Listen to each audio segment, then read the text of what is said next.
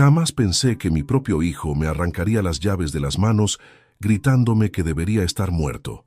Pero lo que él no sabía es que esas palabras acababan de firmar su propia sentencia.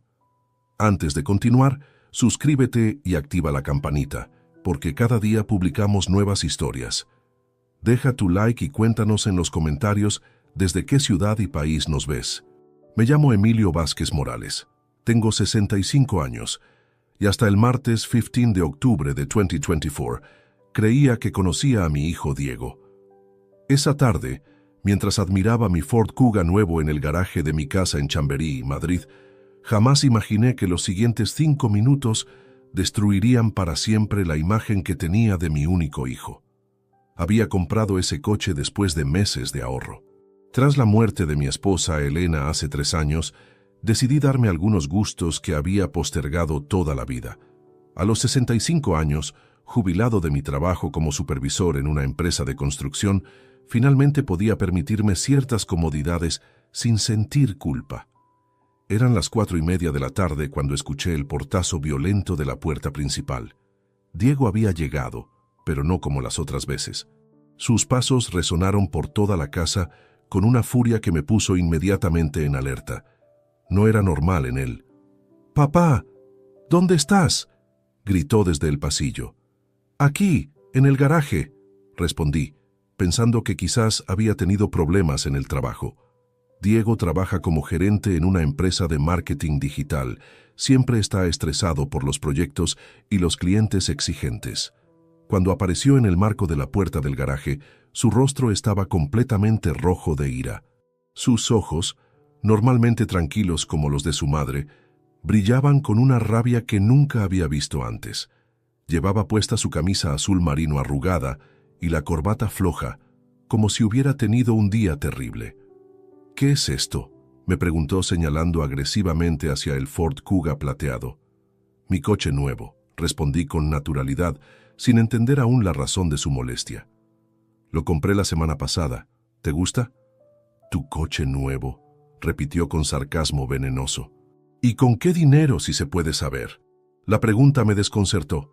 «Con mi dinero, Diego, con mis ahorros». «¿Tus ahorros?», explotó. «Papá, tienes 65 años. Ese dinero debería ser para nosotros, para tu familia». «Diego, no entiendo qué te pasa. Es mi dinero y puedo gastarlo en lo que quiera». Fue entonces cuando ocurrió lo impensable. Mi hijo se acercó a mí con pasos amenazantes y me arrebató las llaves del coche directamente de mis manos. El metal frío me raspó los dedos cuando las arrancó con violencia. «Ya basta de tus caprichos de viejo senil», gritó mientras agitaba las llaves frente a mi cara. «Deberías estar muerto ya, estúpido viejo que solo estorba». Las palabras se clavaron en mi pecho como puñales. El silencio que siguió fue ensordecedor. Me quedé paralizado, mirando a este hombre de 35 años que había sido mi bebé, mi niño pequeño que me pedía cuentos antes de dormir, mi hijo del que me sentía tan orgulloso. «¿Qué acabas de decir?», susurré, aunque había escuchado perfectamente cada palabra. «Lo que oíste. Estás desperdiciando dinero que nos corresponde. Paloma y yo tenemos planes, queremos comprar una casa más grande, tener hijos, y tú aquí gastándote todo en tonterías». No le respondí, no podía. Las palabras se habían quedado atascadas en mi garganta, pero algo dentro de mí se activó, algo frío y calculador que nunca había conocido antes. Mientras Diego seguía gritando sobre mi egoísmo y mi edad, yo mentalmente tomé una fotografía de este momento. La fecha, la hora, sus palabras exactas, su expresión de desprecio. Sin decir una palabra, caminé lentamente hacia mi escritorio en la esquina del garaje y saqué la factura del coche de uno de los cajones. La doblé cuidadosamente y la guardé en el bolsillo interior de mi chaqueta, justo sobre mi corazón. Diego se quedó con las llaves en la mano, respirando agitadamente, esperando que yo reaccionara, que le suplicara, que me defendiera. Pero no lo hice. Simplemente lo miré fijamente a los ojos durante unos segundos eternos, memorizando cada detalle de su cara llena de odio. «Puedes quedarte con las llaves», le dije con una calma que me sorprendió incluso a mí mismo. «Por ahora». Salí del garaje dejándolo ahí plantado, confundido por mi reacción. Subí a mi habitación, cerré la puerta con llave y me senté en el borde de mi cama. Las manos me temblaban ligeramente cuando saqué mi teléfono móvil. Busqué entre mis contactos hasta encontrar el número de Ricardo Blanco Serrano, mi abogado de confianza, desde hace más de 20 años. Marqué su número directo y esperé mientras sonaba el tono. «Ricardo», dije cuando contestó, «necesito verte mañana mismo, es urgente». Mientras hablaba con él para concertar la cita, escuché cómo Diego arrancaba mi coche y se alejaba de la casa haciendo rugir el motor. El sonido se desvaneció en la distancia, pero sus palabras seguían resonando en mi cabeza como un eco maldito. «Deberías estar muerto ya, estúpido viejo que solo estorba». Esa noche no pude dormir. Me quedé despierto hasta el amanecer, repasando una y otra vez cada detalle de lo ocurrido, pero sobre todo recordando algo muy importante. El apartamento donde Diego vive con Paloma desde hace 6 años sigue estando a mi nombre. Durante esa madrugada interminable del 16 de octubre, mientras las horas pasaban lentas como gotas de miel amargo, mi mente viajó inevitablemente al pasado. Me levanté de la cama a las 5 de la mañana, preparé café y me senté en mi sillón favorito, ese de cuero marrón que Elena me había regalado para mi cumpleaños número 50. Desde ahí, contemplando Madrid despertar a través de la ventana, comencé a recordar todos los sacrificios que había hecho por Diego a lo largo de los años. No era autocompasión, era una evaluación fría y necesaria de los hechos. Recordé vívidamente el año 2018, cuando Diego tenía 29 años y trabajaba en una startup que quebró de la noche a la mañana. Llegó a casa desesperado, con Paloma embarazada de 3 meses, un embarazo que posteriormente perdieron y sin perspectivas laborales inmediatas. Fue entonces cuando tomé la decisión que ahora, 6 años después, se revelaba como mi carta de triunfo. «Papá, necesitamos un lugar donde vivir», me había dicho ese día de marzo sentado en este mismo sillón donde ahora reflexionaba. «No podemos seguir pagando el alquiler de Malasaña». Sin dudarlo, utilicé una parte significativa de mis ahorros para comprar el apartamento de 2 habitaciones en el barrio de Salamanca. 180.000 euros, que representaban casi toda mi herencia tras vender la casa de mis padres en Ávila. Lo puse a nombre mío, porque el banco me ofreció mejores condiciones crediticias por mi historial laboral estable de 40 años. «Cuando encuentres trabajo y te estabilices, haremos la transferencia», le había prometido. Pero esa transferencia nunca llegó a concretarse. Diego se acomodó en la situación. Yo nunca insistí en el tema, y los años pasaron volando. Ahora, tomando mi segundo café de la madrugada, comprendía que esa negligencia administrativa había sido en realidad una bendición disfrazada. El destino, o quizás Elena desde donde estuviera, había conspirando para protegerme de este momento. Recordé también los miles de euros que le había prestado a lo largo de los años, la reparación de su primer coche, 800 euros, los cursos de especialización en marketing digital, 2.400 euros, la luna de miel en Tailandia después de su boda con Paloma, 3.500 euros. Cada préstamo venía acompañado de la promesa de devolución en cuanto mejore la situación, promesas que se disolvían como azúcar en agua. Pero lo que más me dolía no era el dinero, era recordar cómo había cambiado la dinámica de nuestra relación. Durante los últimos 3 años, desde la muerte de Elena, las visitas de Diego se habían vuelto esporádicas y utilitarias. Aparecía cuando necesitaba algo, dinero para arreglar la lavadora, ayuda con los gastos del coche, préstamos para las vacaciones de verano. Las conversaciones se habían reducido a monólogos donde él hablaba de sus problemas y yo asentía mientras abría mi cartera. Ya no me preguntaba cómo estaba llevando la viudez, si me sentía solo, si necesitaba compañía. Simplemente asumía que mi función era ser su banco personal perpetuo. Elena siempre me había advertido sobre esto. «Emilio», me decía con esa sabiduría callada que la caracterizaba, «si le das todo a Diego sin que se lo gane, nunca aprenderá a valorar lo que tiene». Tenía razón, como siempre. Yo había confundido el amor paternal con la complacencia infinita. Había creado un monstruo de dependencia y entitlement que ahora me escupía a la cara deseándome la muerte. Mientras el sol comenzaba a iluminar los tejados de Madrid, saqué mi teléfono y busqué las fotos del apartamento de Diego. Las había tomado durante una visita hace algunos meses, cuando él presumía de la reforma que había hecho en la cocina con dinero que yo le había prestado para una emergencia. El apartamento estaba impecable. Paloma tenía buen gusto para la decoración, eso había que reconocerlo. Muebles modernos, electrodomésticos de última generación, una televisión de 60 pulgadas en el salón principal. Todo pagado con mi dinero, en un apartamento que seguía siendo mío. Abrí la aplicación del banco en mi móvil y revisé mis cuentas. Tenía suficientes ahorros para vivir cómodamente los próximos 20 años, incluso más si vendía el apartamento de Diego. La idea comenzó a tomar forma en mi mente como una planta que crecía en tierra fértil. A las 7 de la mañana, marqué el número de Ricardo Blanco. Ricardo, soy Emilio, sé que es temprano, pero necesito confirmar nuestra cita de hoy. Por supuesto, Emilio, a las 10 en mi despacho te viene bien. Perfecto. ¿Y Ricardo? Necesito que traigas todos los documentos relacionados con el apartamento de la calle Serrano, el que compré en 2018. ¿Ha ocurrido algo?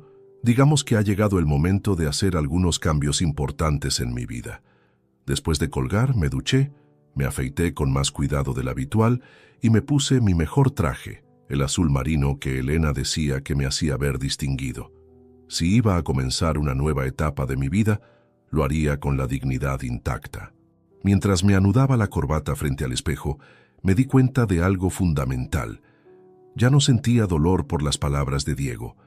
Lo que sentía era una claridad cristalina, una determinación férrea que no había experimentado en años. Mi hijo había elegido verme como un obstáculo, como un viejo estorbo que debería estar muerto. Muy bien. Era hora de mostrarle qué podía hacer este viejo estorbo cuando decidía defenderse. La partida apenas había comenzado, y Diego aún no sabía que estaba jugando con las reglas de su padre. A las 9:45 de la mañana del 16 de octubre, llegué al despacho de abogados Blanco & Asociados en el distrito de Retiro. El edificio de oficinas, moderno y elegante, siempre me había transmitido confianza.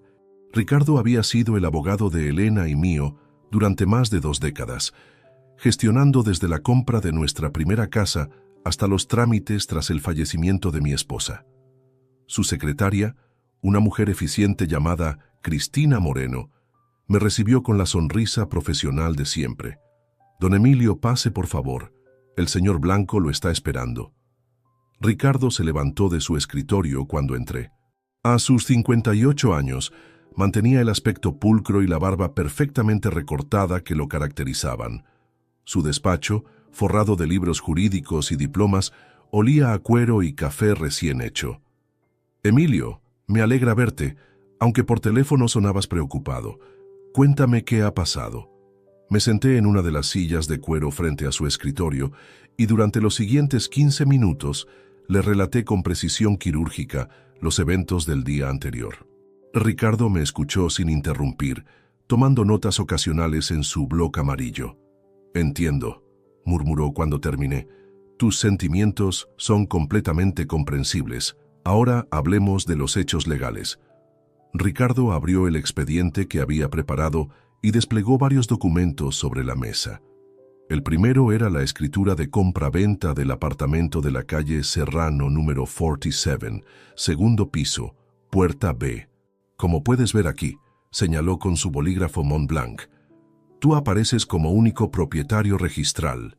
La compra se formalizó el 12 de marzo de 2018 por 180.000 euros, financiada en su totalidad con tus fondos propios. ¿Y Diego no tiene ningún derecho sobre la propiedad? Legalmente ninguno. No existe contrato de alquiler, no hay documento que establezca cesión de uso y nunca se inició proceso alguno de donación o transmisión. Desde el punto de vista jurídico, Diego es un ocupante de hecho, no un inquilino con derechos». Ricardo continuó revisando la documentación. Sacó las certificaciones registrales actualizadas que había solicitado esa misma mañana al registro de la propiedad. Mira esto, Emilio. Según el registro, no existen cargas, hipotecas pendientes, ni embargos sobre la propiedad. Está completamente libre de gravámenes. Eres el dueño absoluto e indiscutible. ¿Qué opciones legales tengo? Varias, respondió Ricardo, ajustándose las gafas de lectura. Puedes iniciar un proceso de desahucio por precario, es decir, por ocupación sin título. También puedes ejercer el derecho de uso y disfrute de tu propiedad, requiriendo la desocupación voluntaria. ¿O qué? O puedes vender la propiedad. Como único propietario, tienes derecho a disponer del bien como consideres conveniente. La palabra vender resonó en mi cabeza como una campana. ¿Puedo vender el apartamento sin consentimiento de Diego? Por supuesto, él no tiene voz ni voto en la decisión. Eso sí, tendrías que notificarle oficialmente el proceso de desocupación antes de la venta efectiva. Ricardo se recostó en su silla ejecutiva y me estudió con la mirada penetrante que reservaba para los casos complejos. Emilio, entiendo tu indignación, pero quiero asegurarme de que estás considerando todas las implicaciones. Diego es tu hijo. Una decisión así podría romper la relación para siempre. Ricardo, le dije con una serenidad que me sorprendió, la relación ya está rota. Diego me deseó la muerte ayer. Me llamó estorbo. Para él, ya no soy su padre. Soy un obstáculo entre él y mi dinero. Mi abogado asintió lentamente. Había conocido a Diego desde pequeño, había tramitado los documentos de su boda, sabía de los préstamos constantes y la dependencia económica. En ese caso, procedamos metódicamente. Primero, necesito que me autorices a solicitar una tasación oficial del inmueble. Segundo, debo preparar la documentación para el requerimiento de desocupación. Tercero, contactaremos con agencias inmobiliarias especializadas en ventas urgentes. ¿Cuánto tiempo tomaría todo el proceso? Ricardo consultó su agenda y hizo algunos cálculos mentales. El requerimiento de desocupación debe darse con 30 días de antelación mínima según la ley. Durante ese periodo podemos obtener la tasación y preparar la venta. Si encontramos comprador rápidamente, diría que en 90 días podríamos tener todo resuelto. 90 días, repetí saboreando las palabras. Perfecto. Ricardo comenzó a redactar los documentos necesarios. Mientras escribía, me explicó cada paso del procedimiento legal. El requerimiento se envía vía burofax y también mediante notificación judicial. Diego tendrá que firmarlo, lo que garantiza que recibe la información oficial. No podrá alegar desconocimiento. ¿Y si se resiste a abandonar el apartamento? Entonces procederemos con el desahucio formal a través del juzgado. Pero Emilio, conociendo a Diego, dudo que llegue hasta ese extremo. Cuando vea que hablas en serio, probablemente intentará negociar. No habrá negociación, Ricardo. Las palabras de ayer fueron la gota que colmó el vaso. Durante años he sido su banco personal, su red de seguridad, su solución a todos los problemas. Nunca más. Ricardo terminó de redactar los primeros documentos y me los mostró. El lenguaje jurídico era preciso e implacable. Requerimiento de desocupación de inmueble propio para uso del propietario. Firmaré todo lo necesario, le dije. Quiero que este proceso sea irreversible. Muy bien. Te prepararé también una autorización para que puedas actuar con total autonomía en la venta. Y Emilio, considera cambiar las cerraduras de tu casa. Si Diego tiene llaves y se entera de tus planes. Ya lo había pensado. ¿Conoces algún cerrajero de confianza? Ricardo anotó un número en una tarjeta. Germán Ruiz. Trabaja para varios de mis clientes. Discreto y eficiente. Salí del despacho con una carpeta llena de documentos y un plan de acción claro. El apartamento de Diego valía actualmente alrededor de 210.000 euros, según las estimaciones preliminares. Incluso vendiéndolo por debajo del precio de mercado para acelerar el proceso, sería una lección que mi hijo nunca olvidaría. Mientras caminaba por las calles de Madrid hacia mi casa, sentí algo que no experimentaba desde la muerte de Elena. Propósito. Por primera vez en años, no era yo quien necesitaba algo de Diego. Era él quien iba a necesitar algo de mí, mi perdón, mi comprensión, mi misericordia. y ya había decidido que no se lo daría. Al día siguiente, 17 de octubre, Ricardo me citó nuevamente en su despacho para una reunión más técnica. Esta vez no estaba solo. Había invitado a Carmen Delgado López, una abogada especializada en derecho inmobiliario que trabajaba como consultora externa para casos complejos. Carmen, una mujer de unos 45 años con el cabello recogido en un moño impecable y gafas de montura dorada, tenía fama de ser implacable en los procedimientos de desahucio. Su presencia me tranquilizó. Esto se estaba convirtiendo en algo serio y profesional. Don Emilio, comenzó Carmen después de las presentaciones formales, he revisado exhaustivamente su caso durante la noche. La situación legal es clara a su favor, pero quiero explicarle todos los matices del procedimiento para que no haya sorpresas. Desplegó sobre la mesa un esquema detallado del proceso legal. Su letra era pequeña y precisa, como la de alguien acostumbrada a que cada palabra tuviera consecuencias jurídicas. Primero, el requerimiento de desocupación. En España, cuando un propietario desea recuperar su inmueble ocupado por un familiar sin contrato, debe seguir el procedimiento de precario. Esto significa que Diego no tiene título jurídico que ampare su permanencia en la vivienda. ¿Cuáles son exactamente los plazos legales?, pregunté, sacando mi propia libreta para tomar notas. El Código Civil establece que debemos conceder un plazo razonable para el desalojo. En casos familiares, los tribunales suelen interpretar razonable como mínimo 30 días calendario desde la notificación oficial. Carmen continuó explicando los detalles técnicos. Su conocimiento era enciclopédico, citaba artículos específicos del Código Civil y jurisprudencia relevante del Tribunal Supremo. Ahora bien, existe una estrategia que podríamos implementar para acelerar el proceso. Podemos alegar necesidad sobrevenida del uso de la vivienda por parte del propietario. Esto reduciría los plazos y fortalecería nuestra posición legal. ¿Qué tipo de necesidad?, inquirió Ricardo. Don Emilio podría argumentar que desea mudarse al apartamento por razones económicas o de salud. A su edad, es perfectamente creíble que prefiera un apartamento más pequeño y moderno que su casa actual. La sugerencia era brillante. No solo era legalmente sólida, sino que tenía cierta base real. Efectivamente, mantener la casa de Chamberí se estaba volviendo costoso, y tras la muerte de Elena, demasiado grande para mis necesidades. ¿Y si Diego decide combatir legalmente la decisión?, pregunté. Carmen sonrió con la confianza de quien había ganado docenas de casos similares. Tendría que probar algún derecho sobre la propiedad, lo cual es imposible. No existe contrato de alquiler, no hay cesión formal, no se ha pagado renta, no hay contraprestación económica. Jurídicamente es un ocupante sin título. Ricardo intervino con una pregunta práctica. Carmen, ¿cuál sería el procedimiento específico para la notificación? Triple vía, respondió ella consultando sus notas. Primero, burofax certificado con acuse de recibo. Segundo, notificación a través de procurador judicial. Tercero, cédula de citación pegada en la puerta del inmueble si las anteriores fallan. Esto garantiza que no pueda alegar desconocimiento. ¿Y la venta del inmueble? ¿Podemos iniciar ese proceso en paralelo? Absolutamente.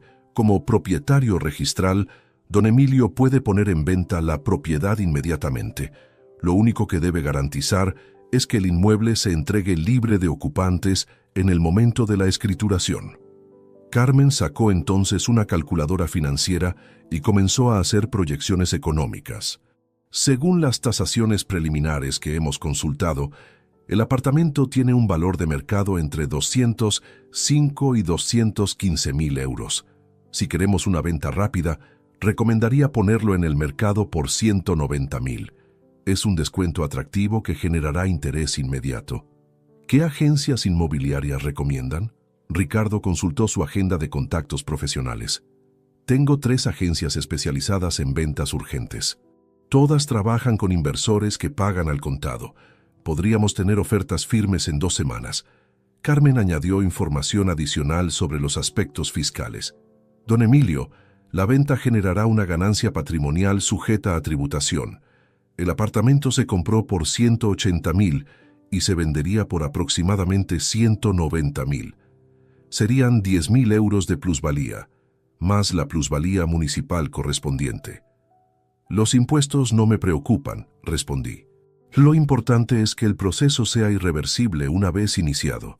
Lo será, confirmó Carmen con total seguridad. Una vez que enviemos el requerimiento de desocupación y pongamos el inmueble en el mercado, Diego tendrá que enfrentar la realidad. No hay recurso legal que pueda detener el proceso. Ricardo me mostró entonces los documentos finalizados. El requerimiento de desocupación era un documento imponente, redactado en lenguaje jurídico formal que no dejaba lugar a ambigüedades. Aquí establecemos claramente que necesitas recuperar el inmueble para uso propio, que Diego debe desocuparlo en el plazo de 30 días naturales desde la recepción de la notificación, y que en caso de incumplimiento procederemos por la vía judicial correspondiente. Carmen agregó un detalle importante. También hemos incluido una cláusula donde se especifica que cualquier daño o deterioro del inmueble durante el periodo de desocupación será responsabilidad del ocupante actual. ¿Diego podría sabotear el apartamento por despecho?, pregunté, considerando esa posibilidad por primera vez. Es un riesgo, admitió Carmen. Pero si eso ocurriera, tendríamos base legal para una demanda por daños y perjuicios. Además, podríamos solicitar medidas cautelares para evitar el deterioro del bien. Revisamos cada documento línea por línea. La autorización para la venta, el mandato a las agencias inmobiliarias, el requerimiento de desocupación, las instrucciones para el procurador. Todo estaba meticulosamente preparado. ¿Cuándo enviamos la notificación?, pregunté finalmente. Mañana mismo, respondió Ricardo. Viernes 18 de octubre. Diego la recibirá el lunes o martes de la próxima semana. Eso significa que tendrá hasta mediados o finales de noviembre para desocupar. Carmen recogió sus documentos y me dirigió una mirada seria. Don Emilio, una vez que iniciemos este proceso, Diego probablemente intentará contactarlo para negociar o suplicar. ¿Está preparado psicológicamente para mantenerse firme? Completamente, respondí sin vacilación. Las palabras que me dirigió el martes han cambiado algo fundamental en nuestra relación. Ya no hay vuelta atrás. Salí del despacho con todos los documentos firmados y la sensación de que había puesto en marcha una maquinaria legal imparable. En 72 horas, Diego recibiría la notificación que cambiaría su vida para siempre. El hijo que me había deseado la muerte estaba a punto de descubrir qué significaba realmente perder el apoyo paterno. El viernes 18 de octubre amaneció gris y lluvioso, como si el propio clima presagiara la tormenta que estaba a punto de desatar en la vida de Diego. A las 9 de la mañana, me dirigí a la oficina de correos de la calle Alcalá para enviar personalmente el burofax que cambiaría todo. La empleada, una señora mayor con gafas bifocales, revisó meticulosamente el sobre certificado. Dentro estaba el requerimiento de desocupación redactado con la precisión quirúrgica que solo Carmen Delgado sabía imprimir a sus documentos legales. ¿Quiere acuse de recibo y notificación de entrega?, me preguntó rutinariamente. Sí, ambos. Es muy importante que quede constancia de la fecha y hora exacta de recepción. Pagué las tasas correspondientes y guardé cuidadosamente el resguardo en mi cartera. El documento llegaría al apartamento de Diego el lunes por la mañana, dándole exactamente 30 días naturales hasta el 22 de noviembre para abandonar la propiedad. Desde la oficina de correos me dirigí directamente a la primera de las 3 agencias inmobiliarias que Ricardo había recomendado. Inmobiliaria Castellana Premium se encontraba en un elegante local de la calle Serrano, a escasos metros del apartamento que pretendía vender. La directora comercial Isabel Navarro Fernández era una mujer dinámica de unos 50 años que irradiaba profesionalidad. Su escritorio estaba impecablemente organizado, con catálogos de propiedades clasificados por zonas y precios. Don Emilio, he revisado la documentación que nos envió su abogado. Es una propiedad muy atractiva en una ubicación privilegiada. ¿Cuáles son sus expectativas de precio y tiempo? Quiero venderlo por 185.000 euros y necesito que la operación se cierre antes del 30 de noviembre. Isabel alzó las cejas ligeramente. El precio estaba claramente por debajo del mercado, lo que haría el apartamento irresistible para compradores con liquidez inmediata. Es un precio muy competitivo para la zona. Con esas condiciones, puedo garantizarle interés inmediato. Tengo varios clientes inversores que buscan exactamente este tipo de oportunidades. Perfecto. Hay solo una condición: absoluta discreción hasta que se formalice la venta. Los actuales ocupantes no deben enterarse del proceso hasta que sea estrictamente necesario. Isabel asintió profesionalmente.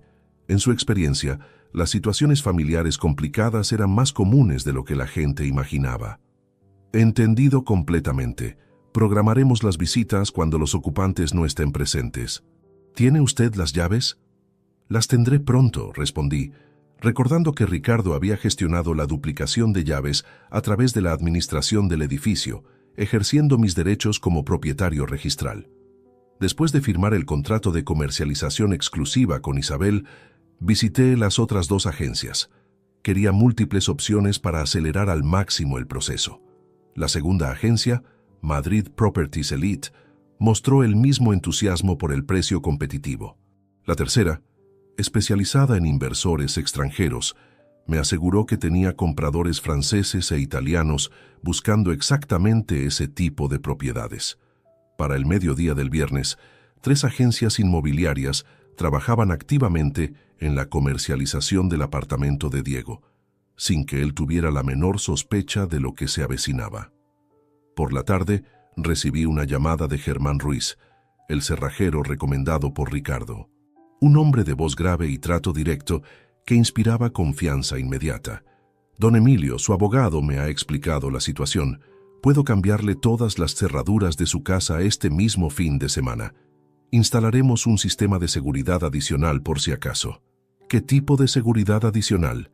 Cerradura inteligente con código numérico y tarjeta magnética. Si alguien intenta forzar la entrada, recibirá una alerta inmediata en su móvil.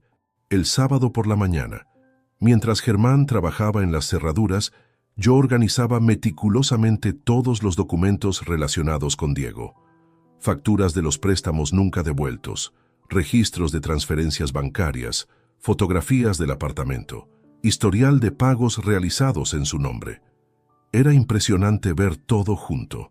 En 6 años, había invertido en Diego aproximadamente 65.000 euros entre el apartamento, préstamos, regalos y ayudas diversas. Dinero que jamás había exigido de vuelta, que había dado por amor paternal incondicional. El domingo 20 de octubre decidí hacer algo que no había hecho en meses. Visité la tumba de Elena en el cementerio de la Almudena. Necesitaba hablar con ella, explicarle lo que estaba a punto de hacer. «Elena», murmuré mientras limpiaba las hojas secas de su lápida de mármol blanco. «Nuestro hijo se ha convertido en alguien que no reconozco. Me deseó la muerte, me llamó estorbo. Tú siempre dijiste que algún día tendría que aprender las consecuencias de sus actos». El viento movía suavemente las flores frescas que había traído. Por un momento, sentí como si Elena estuviera allí, dándome su bendición silenciosa para lo que tenía que hacer. «No es venganza», continué hablando en voz baja. «Es justicia. Es enseñarle que las palabras tienen peso, que el respeto no es opcional, que su padre no es su cajero automático personal». Regresé a casa con una sensación de paz que no experimentaba desde hacía semanas. Las nuevas cerraduras funcionaban perfectamente y Germán había instalado incluso una mirilla digital que me permitía ver quién se acercaba a la puerta desde mi teléfono móvil. Esa noche, mientras cenaba solo frente al televisor, recibí un mensaje de Isabel Navarro. «Don Emilio, tenemos 3 visitas programadas para mañana martes. 2 inversores nacionales y 1 francés. El interés es muy alto». El lunes 21 de octubre transcurrió con normalidad aparente, pero yo sabía que era el día en que Diego recibiría el burofax. Según el sistema de seguimiento de correos, la notificación había sido entregada a las 10:47 de la mañana en su apartamento. Mantuve el teléfono móvil cerca durante todo el día, esperando su llamada desesperada. Pero no llegó, ni el lunes ni el martes por la mañana. Comencé a preguntarme si habría entendido realmente la gravedad del documento o si simplemente estaba procesando la información. El martes por la tarde, Isabel me llamó eufórica. «Don Emilio, tengo una oferta formal de 180.000 euros, pago al contado, escritura en 2 semanas. El comprador es un inversor francés que ni siquiera ha querido negociar el precio. Acepto la oferta», respondí sin vacilar. «Perfecto. Prepararemos el contrato de arras para mañana. Necesitaré que venga a firmar sobre las 2 de la tarde». Colgué el teléfono y me serví una copa de brandy para celebrar. En menos de una semana había puesto en marcha una operación que en 30 días cambiaría completamente la vida de Diego. Mi hijo había plantado viento el martes 15 de octubre cuando me arrebató las llaves y me deseó la muerte. Ahora estaba a punto de cosechar la tempestad que había sembrado con sus propias palabras. El miércoles 23 de octubre, a las 2 en punto de la tarde, firmé el contrato de arras con Jean-Pierre Dubois, un inversor francés de unos 60 años que hablaba un español impecable con acento parisino encantador. La reunión se celebró en las oficinas de Isabel Navarro, en una sala de juntas elegante, con vistas panorámicas al retiro. «Monsieur Vázquez», me dijo Jean-Pierre mientras estrechaba mi mano con firmeza, «esta propiedad es exactamente lo que buscaba para mi cartera de inversiones en Madrid. El precio es muy razonable para la zona». Isabel nos mostró todos los documentos preparados meticulosamente por su equipo jurídico. El contrato establecía la entrega de 10.000 euros como señal, con el resto del pago programado para la escrituración el 15 de noviembre. «¿Hay algún impedimento para la entrega libre de ocupantes en esa fecha?», preguntó Jean-Pierre, revisando las cláusulas. «Ningún impedimento», respondí con la tranquilidad de quien conoce perfectamente sus derechos legales. «El inmueble se entregará completamente desocupado según lo estipulado».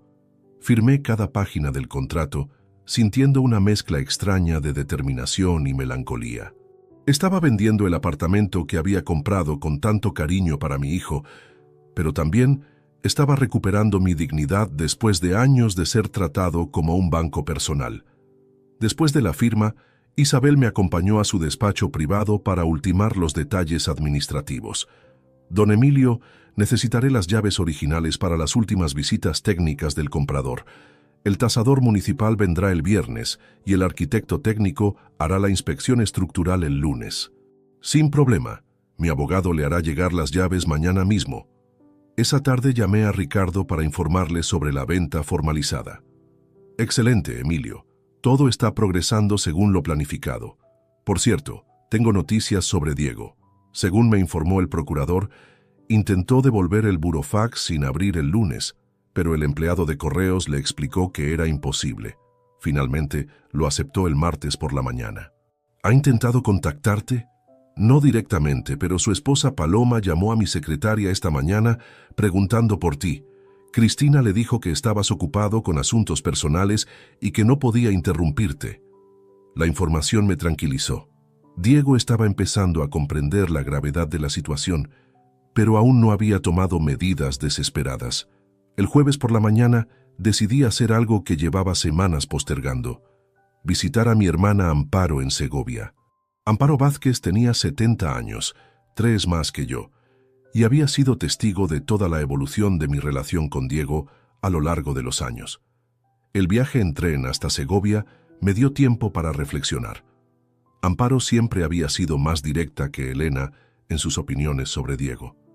«Ese chico está demasiado mimado», me había dicho en más de una ocasión. «Le das todo sin que se lo gane, y eso nunca termina bien».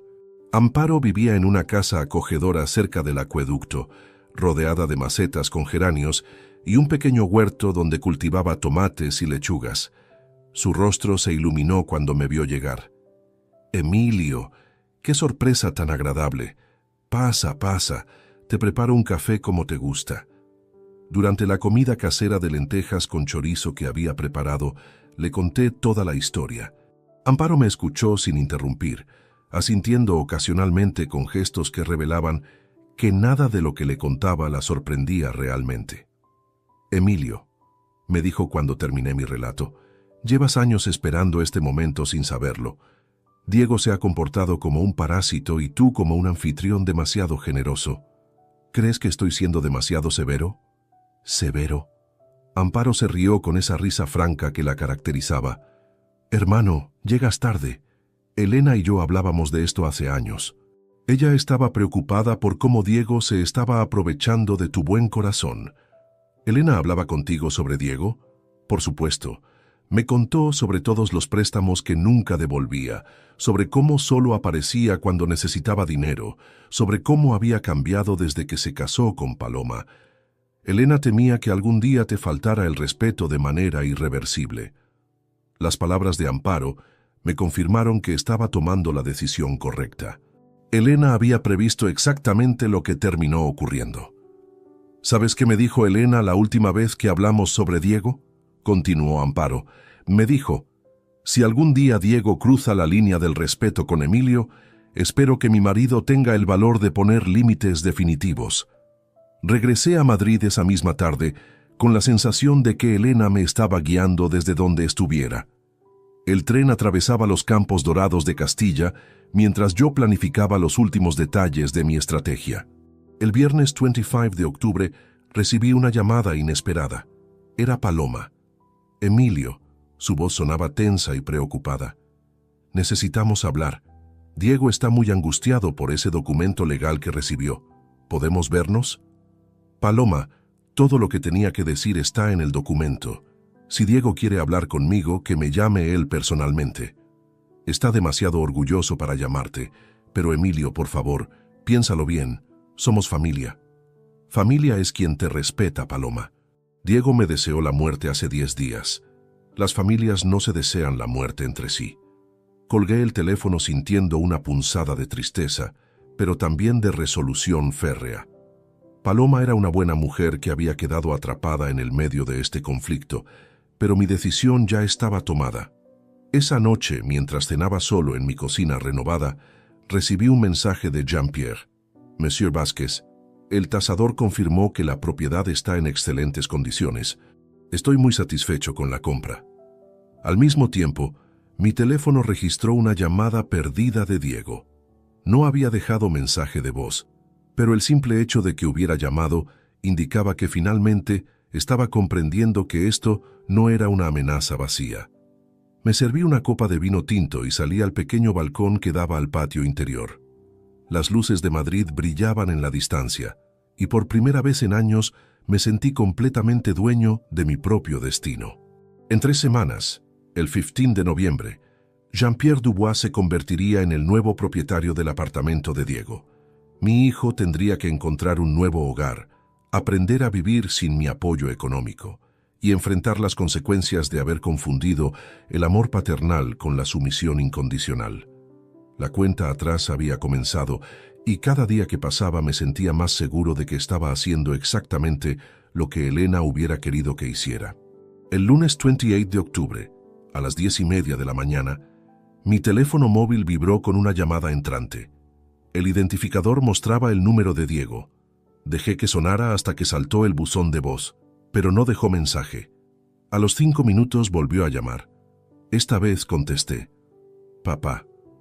Su voz sonaba diferente, temblorosa, despojada de toda la arrogancia que había mostrado hace 13 días cuando me arrebató las llaves del coche. Diego. Necesitamos hablar urgentemente. Hay un hombre en mi apartamento diciéndome que lo has vendido. Debe ser algún tipo de estafa o malentendido. Mantuve un silencio calculado durante varios segundos antes de responder. No es ningún malentendido, Diego. Es exactamente lo que parece. ¿Qué quieres decir? Quiero decir que vendí el apartamento. La escritura se firmará el 15 de noviembre. Tienes 17 días para encontrar otro lugar donde vivir. El silencio al otro lado de la línea fue tan profundo que por un momento pensé que se había cortado la comunicación. Cuando volvió a hablar, su voz se había quebrado. Papá, no puedes hacer esto. Es mi casa. Vivo aquí desde hace 6 años. Es mi casa, Diego. Siempre ha sido mi casa. Tú has sido simplemente un ocupante, y ahora he decidido que es hora de que te busques tu propio hogar. Pero papá, Nosotros, Paloma y yo no tenemos dinero para otra casa. No podemos pagar un alquiler de la noche a la mañana. Deberías haber pensado en eso antes de desearme la muerte y llamarme estorbo. Escuché sollozos ahogados al otro lado del teléfono. Era la primera vez en décadas que oía llorar a Diego. Parte de mí, la parte que recordaba al niño pequeño que solía consolar después de pesadillas, sintió una punzada de compasión. Pero la parte más fuerte, la que recordaba sus palabras venenosas, se mantuvo firme. Papá, por favor. Sé que me comporté mal ese día. Estaba estresado por el trabajo, había tenido problemas con un cliente importante. No pensé lo que decía. Diego, durante 6 años has vivido gratis en un apartamento que vale más de 200.000 euros. Durante 6 años te he prestado dinero que nunca has devuelto. Durante 6 años has aparecido en mi casa solo cuando necesitabas algo. Y cuando finalmente compré algo para mí mismo, me deseaste la muerte. Fue un momento de locura, papá. Las personas dicen cosas que no sienten cuando están bajo presión. Las personas revelan quiénes son realmente cuando están bajo presión, Diego. Colgué el teléfono y lo puse en modo silencioso. Durante los siguientes 20 minutos, Diego intentó llamarme 6 veces más. También recibí 3 mensajes de WhatsApp suplicándome que reconsiderara mi decisión. A las 11:30, mi timbre sonó insistentemente. La mirilla digital me mostró que era Diego, acompañado de Paloma. Ella lucía ojeras profundas y él parecía haber envejecido 5 años en 2 semanas. Abrí la puerta, pero mantuve puesta la cadena de seguridad.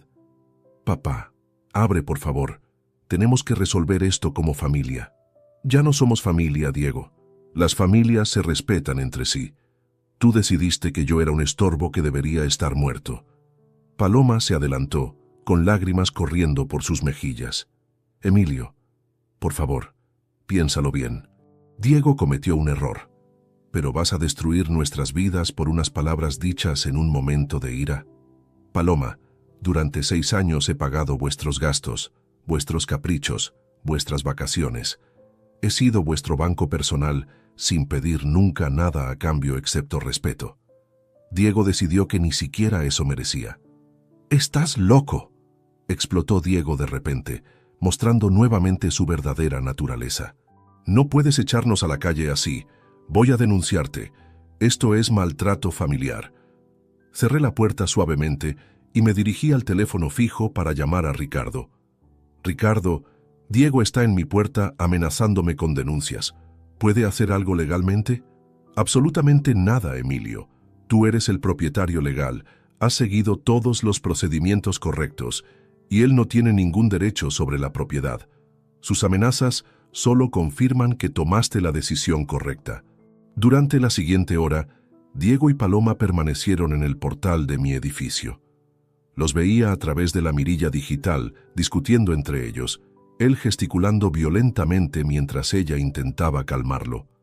A las 12:30, llamaron al timbre del apartamento de mi vecina del quinto, la señora Montserrat García. Probablemente intentaban que ella intercediera por ellos. Montserrat había conocido a Diego desde pequeño y siempre había tenido debilidad por él. Efectivamente, a los 15 minutos Montserrat llamó a mi puerta. «Emilio, querido, ¿puedo hablar contigo? Diego está muy alterado abajo». Abrí la puerta completamente para Montserrat. Ella entró con su bastón y se sentó en el sofá del salón, jadeando ligeramente por el esfuerzo de subir las escaleras. «Emilio, conozco a Diego desde que era un niño. Sé que puede ser impulsivo, pero ¿no crees que estás siendo demasiado drástico? Montserrat, ¿tú permitirías que tu hijo te deseara la muerte?» La pregunta la dejó sin palabras durante varios segundos. «Bueno, no, pero...» «No hay peros, Montserrat». Diego cruzó una línea que no se puede borrar. Durante años he tolerado su falta de gratitud, su dependencia económica, su falta de respeto sutil, pero desearme la muerte es imperdonable. ¿Y no hay manera de que puedan reconciliarse? ¿Podrías darle más tiempo para encontrar otro apartamento?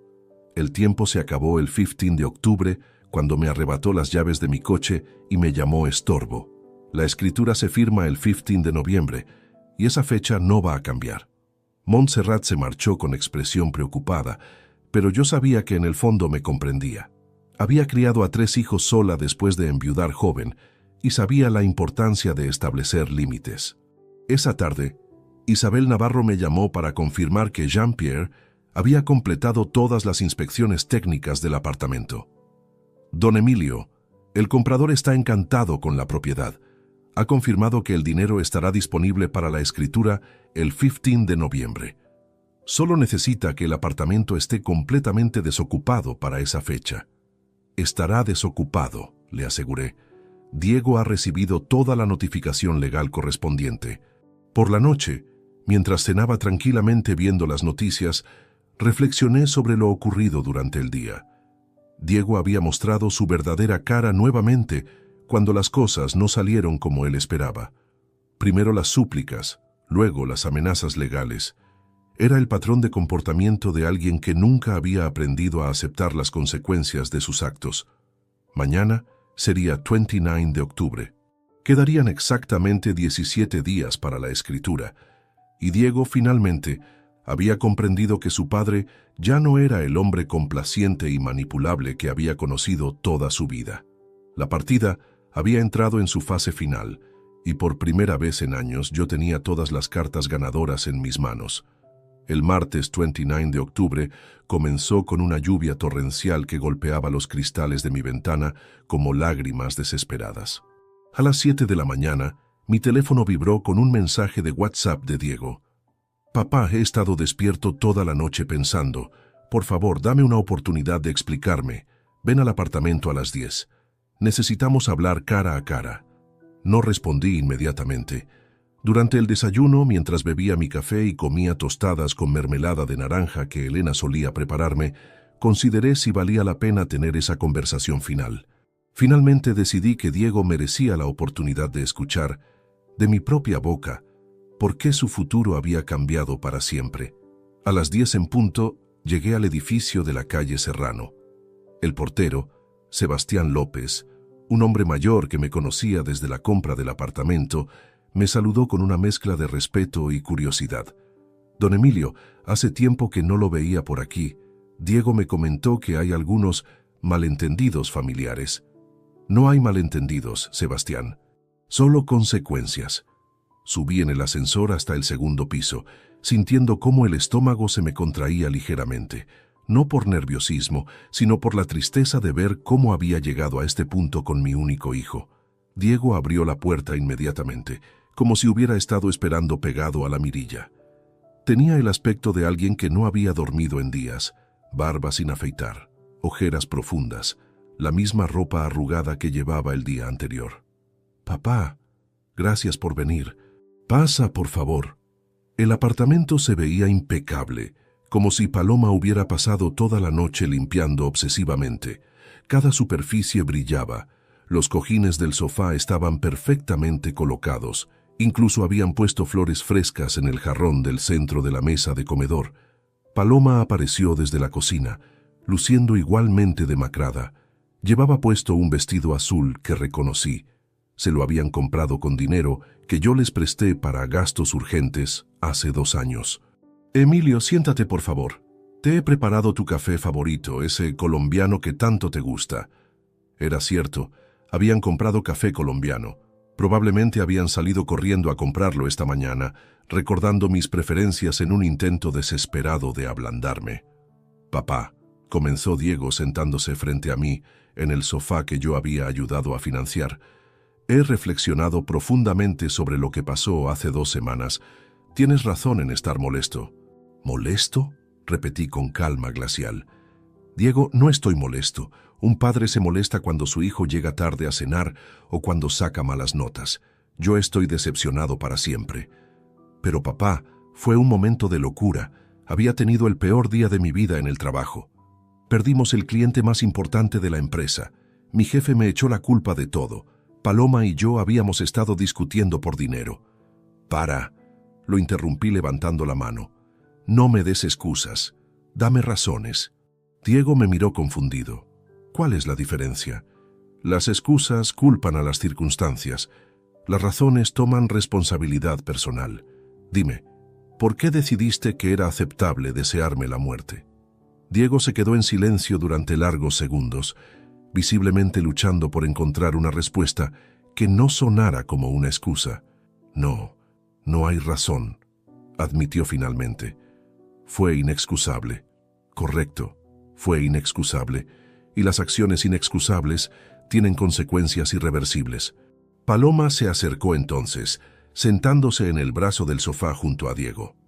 Emilio, entendemos que Diego se comportó terriblemente, pero por favor, considera que somos una familia. Hemos estado juntos en las buenas y en las malas. ¿En las malas? La pregunta salió de mis labios con una risa amarga. Paloma, ¿cuándo exactamente han estado ustedes conmigo en las malas? ¿Cuando Elena estaba muriendo de cáncer y Diego apareció 2 veces en el hospital? ¿Cuando me quedé solo en esta casa durante meses sin recibir una sola visita que no fuera para pedir dinero? Paloma bajó la mirada, claramente incómoda con la verdad que acababa de exponerle. Diego intentó retomar el control de la conversación.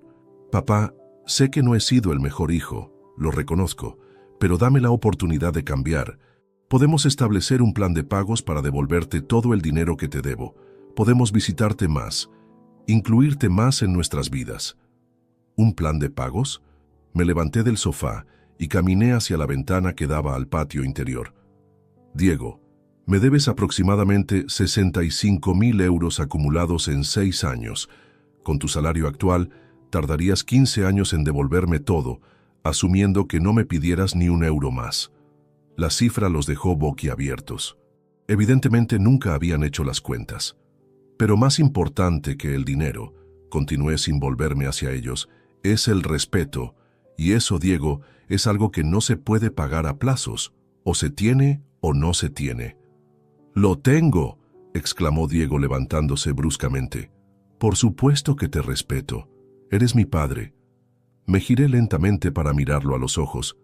Diego, hace 14 días me arrancaste las llaves de las manos, me deseaste la muerte y me llamaste estúpido viejo que solo estorba. Ese no es respeto, eso es desprecio absoluto. Pero ya te pedí perdón, las personas se perdonan, las familias se perdonan. Algunas cosas son imperdonables, Diego, y desearle la muerte a tu propio padre es una de ellas. Paloma comenzó a llorar silenciosamente. Diego se paseaba por la sala como un animal enjaulado, pasándose las manos por el cabello despeinado. «Esto es una locura», explotó finalmente. «No puedes destruir nuestras vidas por unas palabras dichas en un momento de ira. No estoy destruyendo nada, Diego. Estoy construyendo mi nueva vida. Una vida donde nadie me falta el respeto, donde nadie me ve como un cajero automático, donde nadie me desea la muerte. Pero somos tu familia». «No», respondí con una calma que me sorprendió incluso a mí mismo. «Mi familia murió hace 3 años con Elena. Ustedes son personas que comparten mi apellido, pero que han demostrado que no comparten mis valores». Diego se dejó caer en el sofá, derrotado. «Entonces no hay nada que pueda hacer, nada que pueda decir, nada. ¿Y si te pago un alquiler por el apartamento? ¿Y si firmo un contrato formal? Diego, el apartamento ya está vendido. El comprador es Jean-Pierre Dubois, un inversor francés que paga 180.000 euros al contado. La escritura se firma el 15 de noviembre. 15 días, gritó Paloma. No podemos encontrar apartamento y pagarlo en 15 días. Deberían haber empezado a buscar el 22 de octubre cuando recibieron la notificación legal. Me dirigí hacia la puerta. Esta conversación había durado lo suficiente. Papá, por favor. Diego me siguió hasta la entrada. Te lo suplico. Soy tu hijo. Me detuve con la mano en el pomo de la puerta y me volví hacia él una última vez. Diego, durante 35 años fuiste mi hijo. El 15 de octubre decidiste que yo debería estar muerto. Ese día dejaste de ser mi hijo para convertirte en mi enemigo. Y a los enemigos no se les regalan apartamentos. Salí del apartamento cerrando la puerta suavemente detrás de mí. Mientras esperaba el ascensor, escuché gritos amortiguados desde el interior. Paloma le gritaba a Diego, culpándolo de haber destruido sus vidas con su lengua venenosa. En el ascensor, camino de regreso a mi nueva vida, me di cuenta de que ya no sentía tristeza, solo una paz profunda y la certeza absoluta de que Elena estaría orgullosa de la dignidad con la que había defendido mi honor. Diego había tenido su oportunidad final de redención y la había desperdiciado igual que había desperdiciado todo lo demás que le había dado en la vida.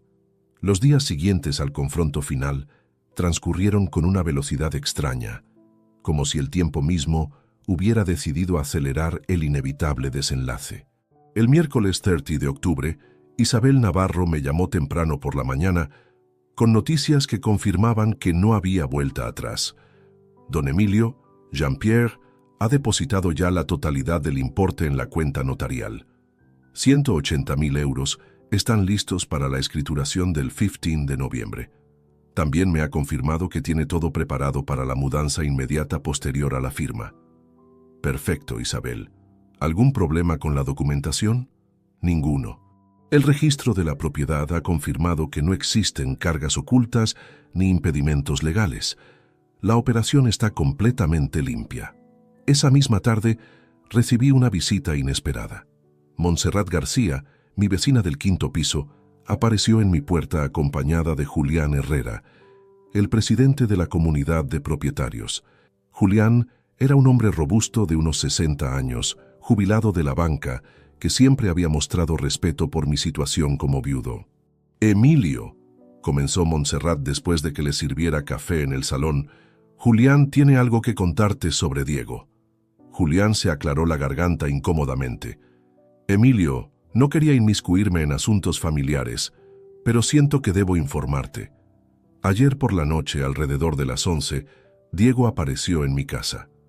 «¿Diego fue a tu casa?» «Sí. Estaba visiblemente alterado. Había estado bebiendo. Me pidió que intercediera contigo, que te convenciera de que pararas la venta del apartamento». Montserrat añadió preocupada. «También vino a verme a mí, Emilio. Me dijo que tú te habías vuelto loco por la edad, que estabas tomando decisiones irracionales por venganza. ¿Y qué les dijeron ustedes?» Julián respondió con la honestidad que lo caracterizaba. «Le dije que si mi hijo me hubiera deseado la muerte, probablemente yo habría hecho lo mismo que tú. Un hombre tiene derecho a defender su dignidad». «Yo intenté ser más diplomática», confesó Montserrat, «pero cuando me explicó exactamente qué te había dicho ese día, Emilio querido, no hay justificación para esas palabras». Julián continuó su relato. «Lo que me preocupa, Emilio, es que Diego mencionó algo sobre tomar medidas legales drásticas. No sé exactamente qué quiso decir, pero sonaba amenazante. La información no me sorprendió. Diego nunca había aprendido a aceptar las derrotas. Siempre buscaba maneras de evadir las consecuencias de sus actos. El jueves 31 de octubre, Halloween, recibí una llamada de Ricardo que confirmó mis sospechas. «Emilio, Diego ha contratado un abogado, Marcos Santana, de un despacho pequeño en Cuatro Caminos. No tiene muy buena reputación, suele aceptar casos desesperados.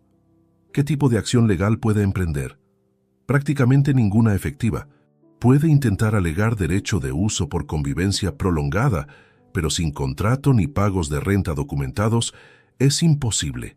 También podría intentar una demanda por daños morales, pero sería desestimada inmediatamente.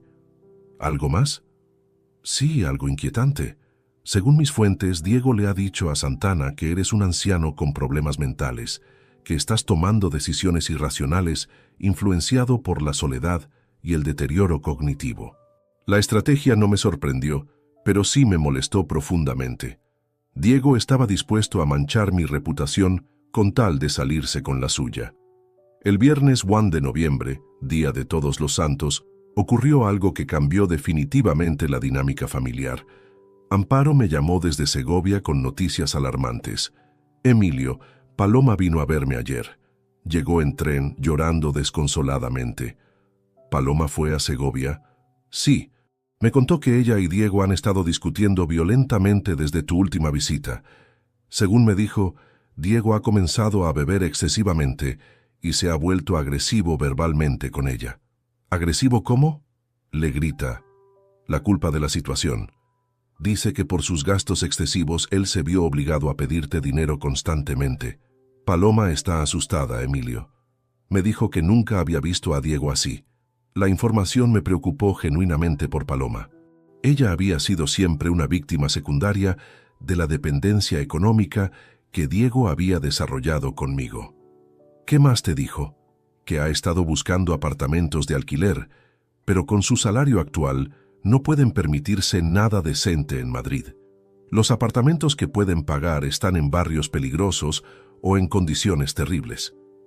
Amparo hizo una pausa antes de continuar. Emilio, Paloma me preguntó si había alguna manera de que tú reconsideraras tu decisión. Le dije que te conocía mejor que nadie y que cuando tomas una decisión así es definitiva. ¿Cómo reaccionó? Se puso a llorar y me dijo que su matrimonio se estaba desmoronando, que Diego había mostrado una cara de sí mismo que ella desconocía y que tenía miedo de lo que pudiera hacer. Esa noche, mientras cenaba solo frente al televisor, reflexioné sobre la información que había recibido.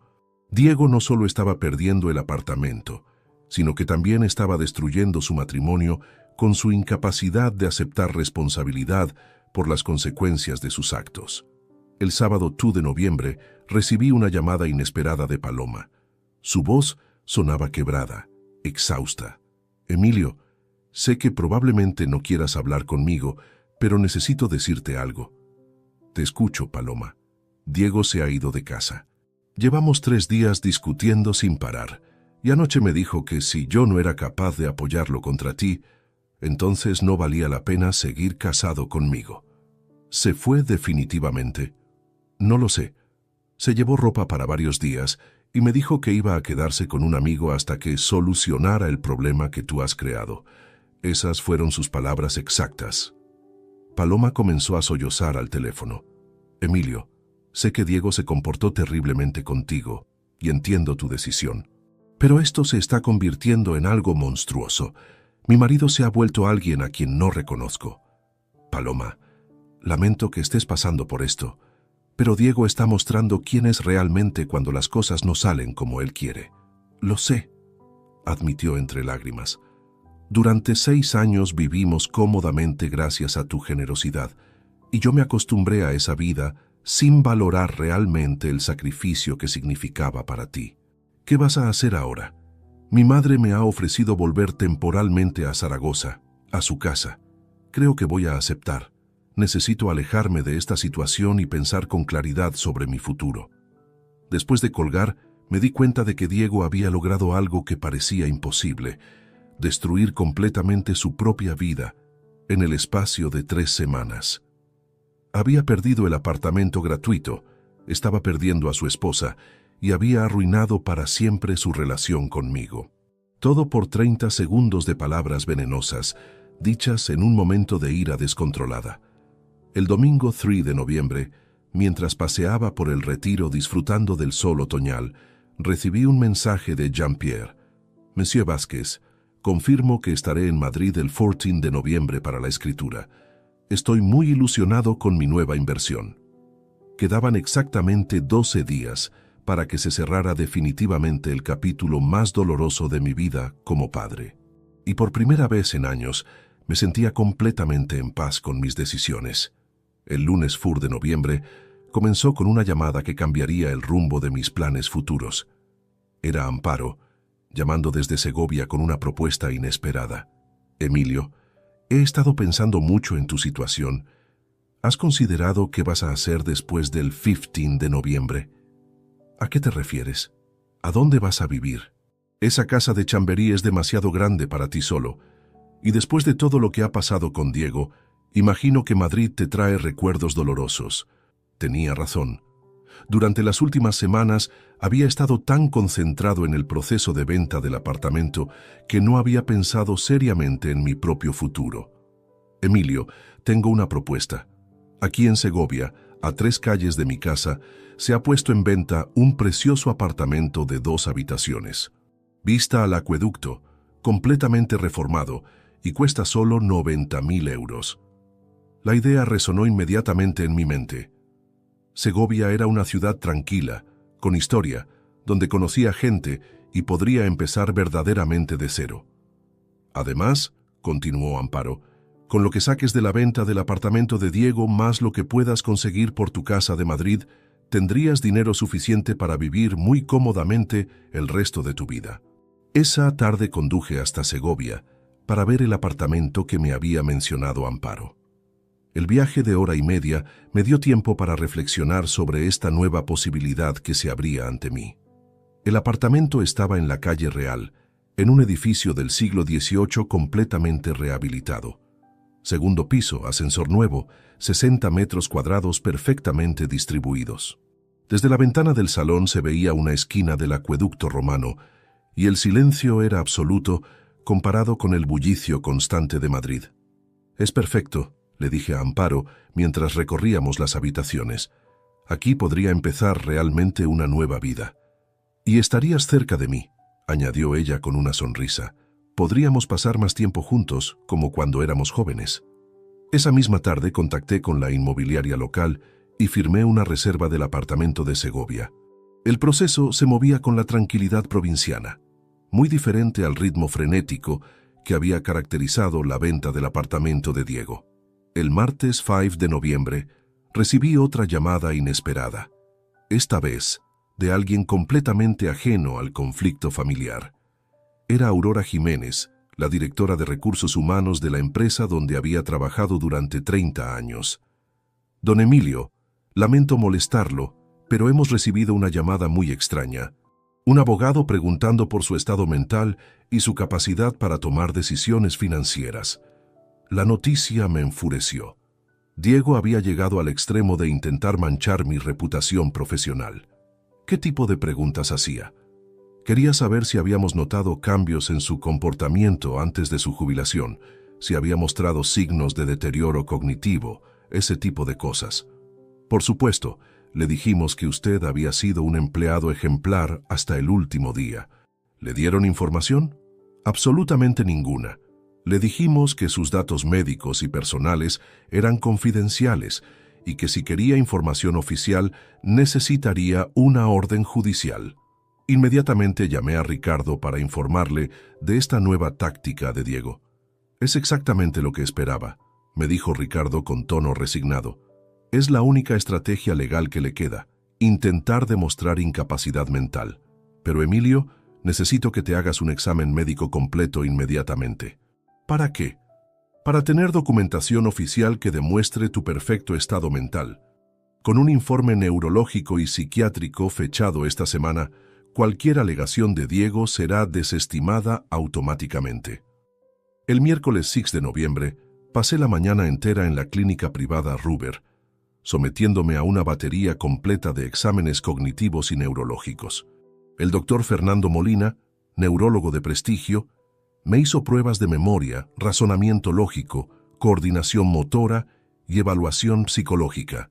«Don Emilio», me dijo al final de las pruebas, «tiene usted una capacidad mental superior a la media para su edad. Los resultados indican función cognitiva completamente normal, memoria excelente y capacidad de juicio intacta. ¿Podría proporcionar un informe oficial de estos resultados?» «Por supuesto. Se lo tendré listo mañana mismo». El jueves 7 de noviembre, con el informe médico en mis manos, me sentía blindado contra cualquier intento de Diego de cuestionar mi capacidad mental. Ese mismo día, Isabel Navarro me confirmó que Jean-Pierre había llegado ya a Madrid y había inspeccionado personalmente el apartamento. «Está encantado con la propiedad, don Emilio. Me ha dicho que es exactamente lo que esperaba. La escritura se mantendrá el 15 de noviembre a las 10 de la mañana en la notaría de la calle Serrano». El viernes 6 de noviembre decidí hacer algo que había estado postergando: poner mi casa de Chamberí en el mercado. Si iba a mudarme a Segovia, necesitaba liquidar todos mis activos madrileños. Contraté a una agencia inmobiliaria diferente para evitar conflictos de intereses. La casa, de 120 metros cuadrados en una zona privilegiada, fue tasada en 350.000 euros. «Con el mercado actual», me explicó el agente comercial, «podríamos tener ofertas serias en 2 o 3 semanas». Durante el fin de semana, mientras empezaba a clasificar mis pertenencias para la eventual mudanza, Recibí una llamada de Paloma desde Zaragoza. Emilio, quería que supieras que he tomado una decisión. He pedido la separación matrimonial. No puedo seguir casada con Diego después de ver cómo se ha comportado. Lamento escuchar eso, Paloma. No lo lamentes.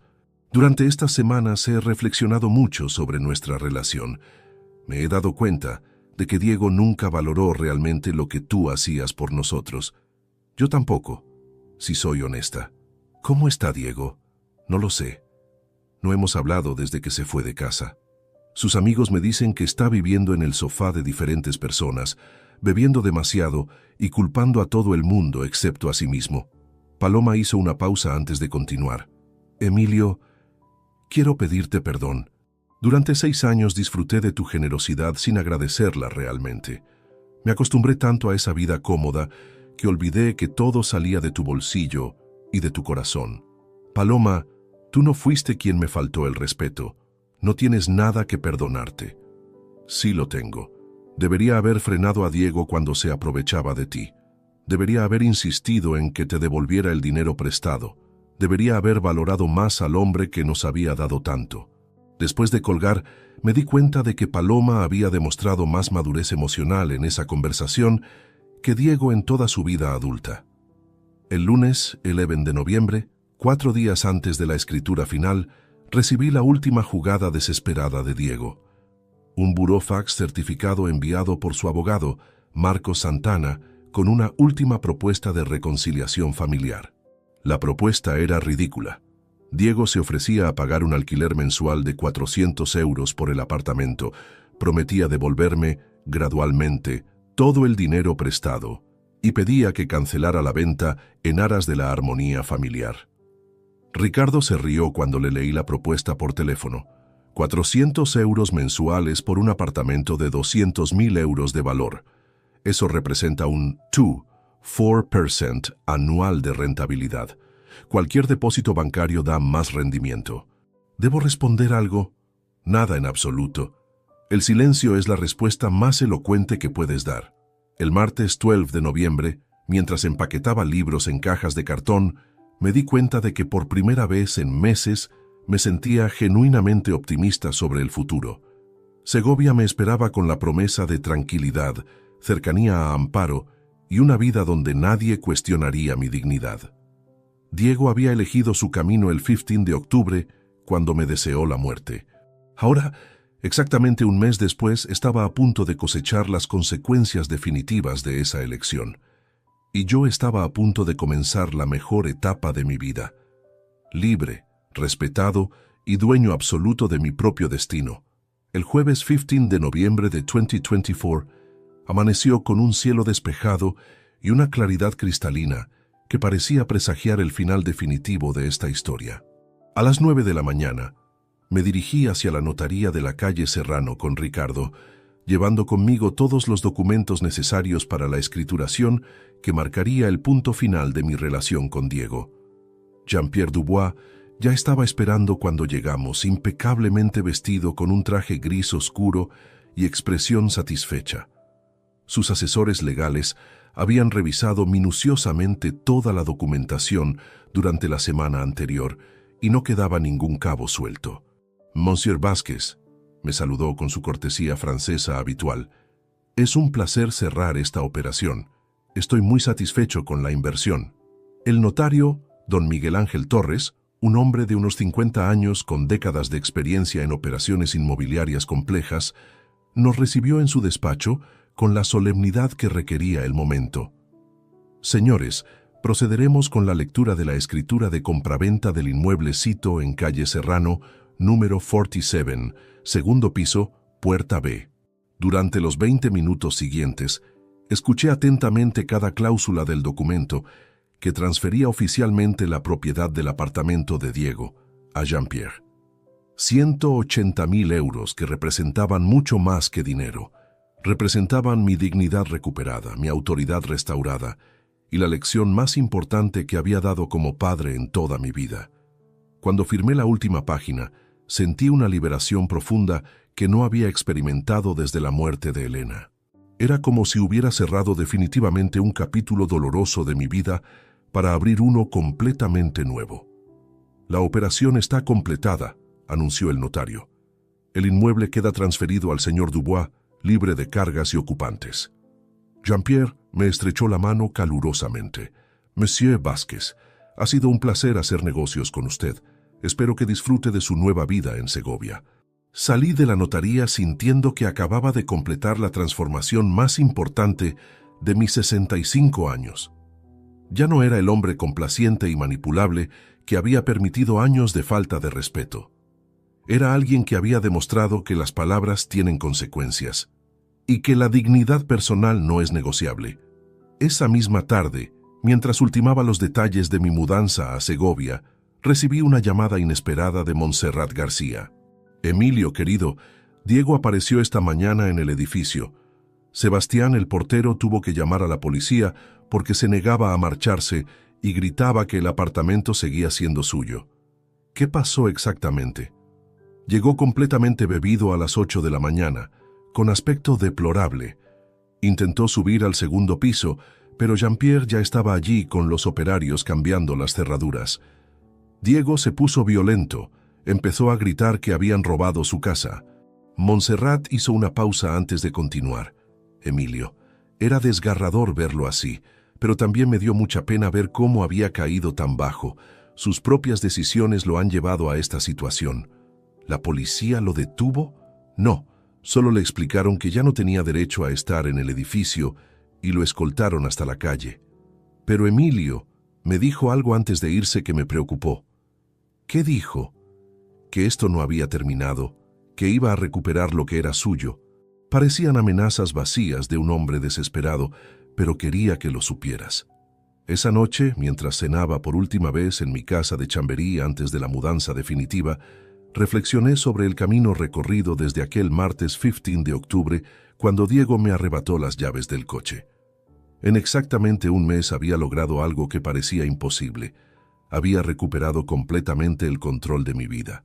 Diego había perdido el apartamento gratuito, había perdido a su esposa, había perdido mi apoyo económico, y más importante aún, había perdido para siempre mi respeto y mi cariño. El viernes 16 de noviembre, día de mi mudanza oficial a Segovia, recibí una llamada de Aurora Jiménez desde mi antigua empresa. Don Emilio, quería informarle que el abogado de su hijo volvió a llamar ayer, pero esta vez con una actitud muy diferente. Parecía derrotado. Preguntó si podíamos proporcionarle información sobre cómo contactarlo para una reconciliación familiar. ¿Y qué le dijeron? Que sus datos de contacto eran confidenciales y que si usted quería hablar con su hijo, ya tenía su número de teléfono. La ironía era perfecta. Diego había intentado usar mi antigua empresa para cuestionar mi capacidad mental y ahora la utilizaba para intentar contactarme después de haber perdido todo. Por la tarde, ya instalado en mi nuevo apartamento de Segovia con vista al acueducto, recibí la visita de Amparo. Trajo una tarta de manzana casera y una botella de vino tinto de la región para celebrar mi nueva vida. Emilio, me dijo mientras brindábamos en mi pequeña terraza, estoy orgullosa de ti. Elena también lo estaría. ¿Crees que Elena aprobaría lo que hice? Completamente. Elena siempre me decía que tu único defecto como padre era ser demasiado generoso, demasiado permisivo. Algún día, me dijo una vez, Diego tendrá que aprender que las acciones tienen consecuencias, y será mejor que las aprenda de Emilio que de la vida. Amparo tenía razón. Durante meses después de la muerte de Elena, Diego había incrementado su dependencia económica y había reducido sus visitas a peticiones de dinero. Había interpretado mi viudez como vulnerabilidad, mi soledad como debilidad. Se había equivocado completamente. El sábado 17 de noviembre, mientras paseaba por las calles empedradas de Segovia, disfrutando del silencio y la tranquilidad, me di cuenta de que había logrado algo extraordinario. Había convertido el momento más doloroso de mi vida como padre en el más liberador. Diego había plantado viento el día que me deseó la muerte y había cosechado la tempestad que él mismo había sembrado. Había perdido todo lo que yo le había dado generosamente durante años, y lo había perdido por su propia incapacidad de valorar lo que tenía. Pero yo, Por primera vez en décadas, me sentía completamente libre. Libre de expectativas filiales no correspondidas, libre de chantajes emocionales disfrazados de necesidades familiares, libre de ser tratado como un cajero automático con sentimientos. A mis 65 años, había aprendido la lección más importante de mi vida, que el amor verdadero a veces requiere límites inquebrantables y que la dignidad personal vale más que cualquier vínculo familiar tóxico. Diego tuvo 35 años para aprender a respetar a su padre. Eligió desperdiciar esa oportunidad. Ahora tendría el resto de su vida para reflexionar sobre las consecuencias de haber confundido la generosidad paterna con la obligación eterna. Y yo tendría el resto de la mía para disfrutar de la paz que solo viene cuando uno aprende a valorarse lo suficiente como para no permitir que nadie, ni siquiera un hijo, pisotee su dignidad. En Segovia, bajo la sombra protectora del acueducto romano que había resistido 2000 años de historia, comenzaba finalmente a escribir el capítulo más auténtico y satisfactorio de mi propia historia. Una historia donde el protagonista era respetado, valorado y completamente dueño de su propio destino. Si esta historia te ha gustado, apóyanos con un like, suscríbete al canal y déjanos tus opiniones en los comentarios. Para escuchar la siguiente historia, haz clic en la caja que aparece a la izquierda. Gracias por acompañarnos.